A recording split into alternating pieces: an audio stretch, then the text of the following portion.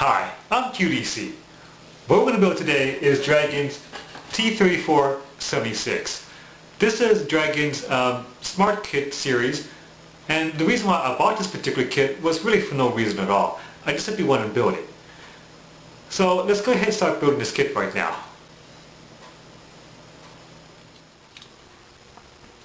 Let's go take a look inside this box. We have the upper hull, fenders, front part of the hull, the lower hull, wheels, and more wheels, lower part of the turret, fuel tanks, parts for the front hull, the gun, commander's cupola, the rear part of the hull, magic tracks,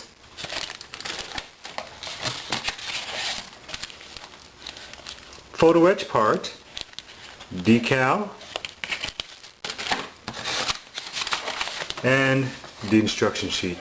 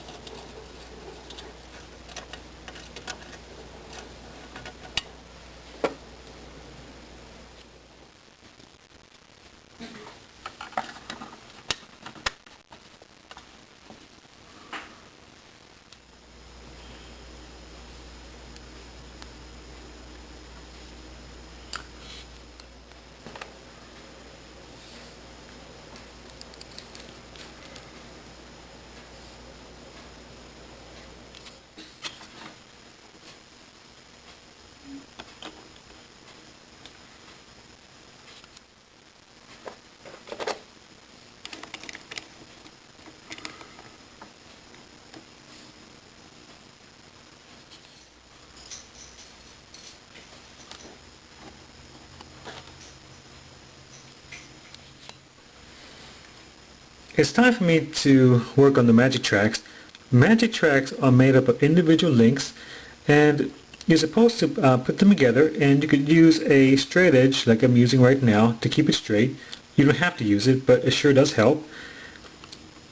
You put the links together like I'm doing right now.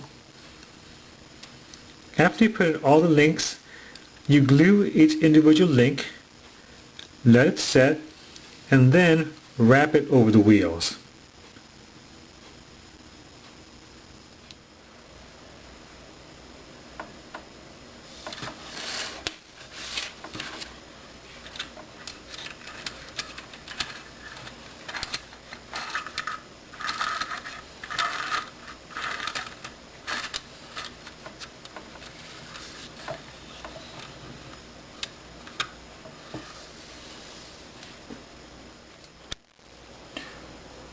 You're looking at right now is the rear of the tank, and right here Dragon's give you an option to either include external fuel tanks. I'm not going to have external fuel tanks for my model kit.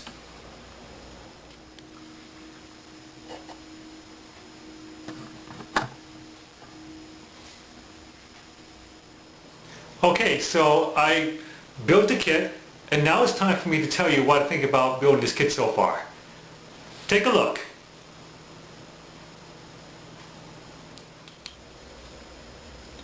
This is the computer model kit before painting. It looks very nice. I like the texturing on the turret. The wheels look very nice, and the magic tracks are pretty good as well.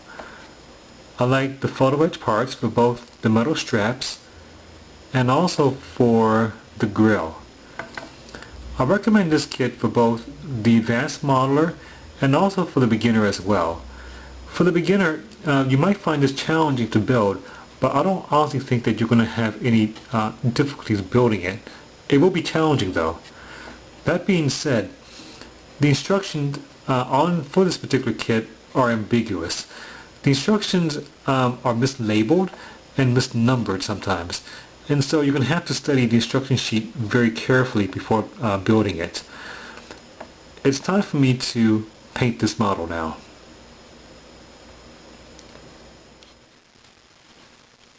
I painted the entire model with a coat of primer. Then after that I painted the model again with a coat of black paint. Now I'm going to use my airbrush and paint the entire model with the base color.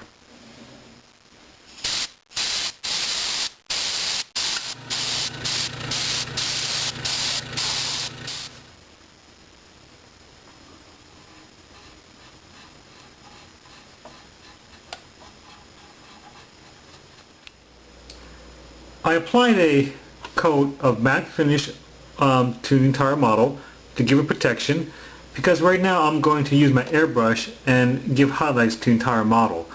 I'm going to spray a light green tint for the entire model.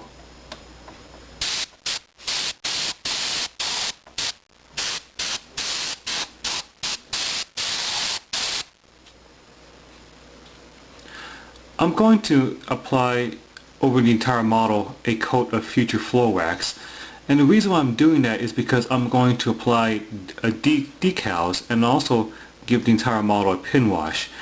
Applying decals on a shiny surface makes it easier for decal to adhere.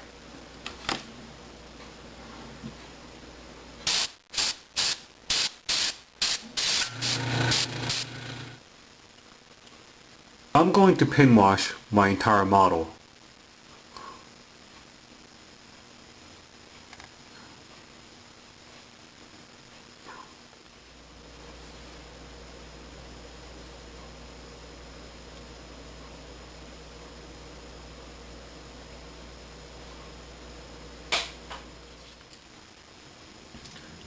I reapplied a matte finish, and now I'm going to give my model dust effects. I'm going to use my airbrush again and tint the entire model with a buff color.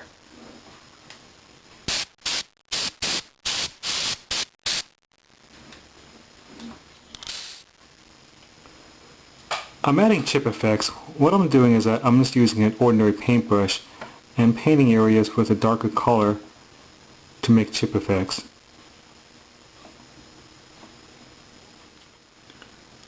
I'm going to create some rain streaks. What I have in my hand is a paintbrush dipped in Flesh Oil Artist paint, and what I'm going to do is I'm going to carefully just brush down.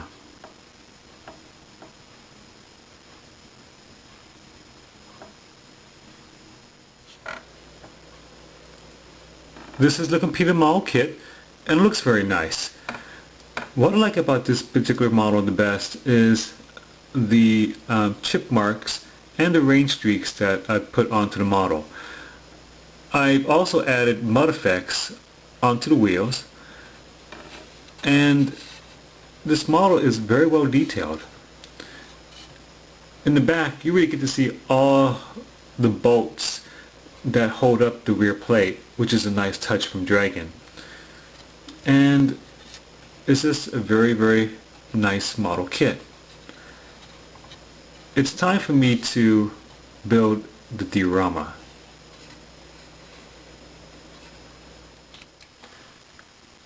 It's time for me to build the diorama. Right here is a base that I bought at my local craft store, and what I'm going to do is I'm going to use pre-mixed tile grout as my ground cover and then sprinkle some static grass.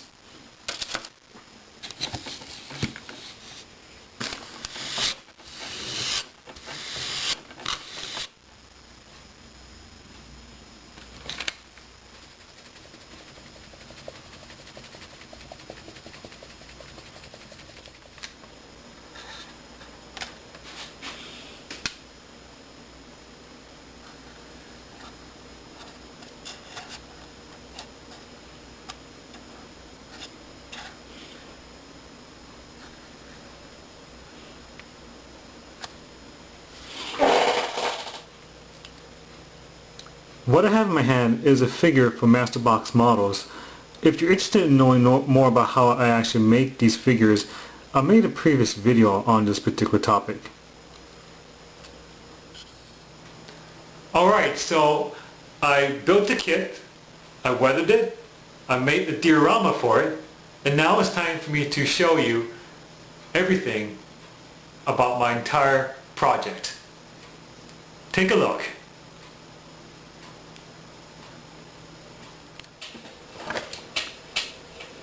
This is the completed model project from start to finish.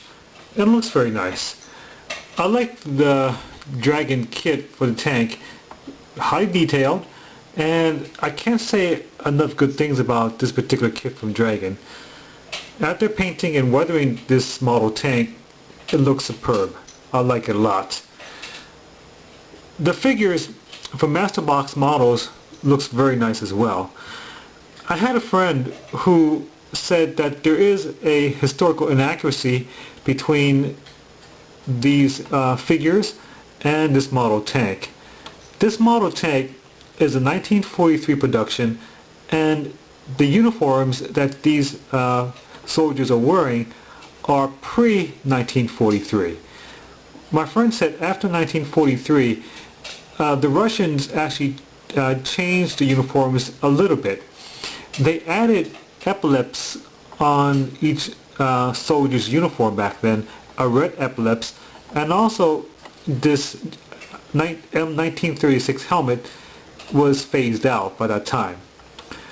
Although these figures are not historically accurate with this particular tank, I decided to include these figures anyway because these figures really do give a sense of urgency to the entire diorama, to the entire story. These figures really add a sense of drama that they're fighting the Germans in World War II. And I really want to capture that in this particular diorama.